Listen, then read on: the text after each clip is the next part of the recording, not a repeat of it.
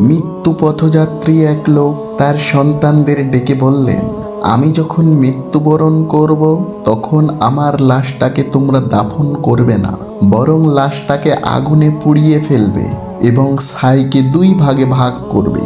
এক ভাগ সমুদ্রের মধ্যে ফেলবে আর এক ভাগ বাতাসে উড়িয়ে দিবে। লোকটি মৃত্যুবরণ করলো এবং তার কথা মতো তার সন্তানেরা সেই কাজটি করলো। অতঃপর হাসরের ময়দানে মহান আল্লাহ তাআলা বাতাসকে বলল, তোমার অংশ তুমি ফিরিয়ে দাও।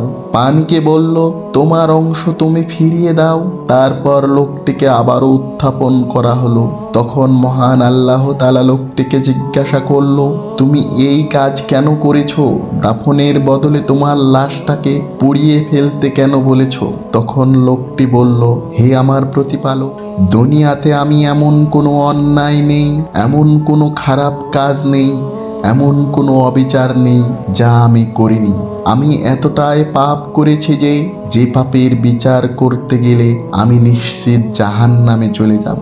তাই আমি আপনার বিচারকে ভয় করে, আপনাকে ভয় করে আমার লাশকে আগুনে জ্বালিয়ে দিয়ে ছাইগুলোকে ভাসিয়ে দিতে বলেছি। তখন মহান আল্লাহ তাআলা ওই লোকটির মৃত্যুর আগে এমন অনুশোচনার কথা ভেবে তাকে ক্ষমা করে দিলেন এবং জান্নাতে প্রবেশ করার অনুমতি প্রদান করলেন। সুবহানাল্লাহ। এটাই হচ্ছে তাকওয়া।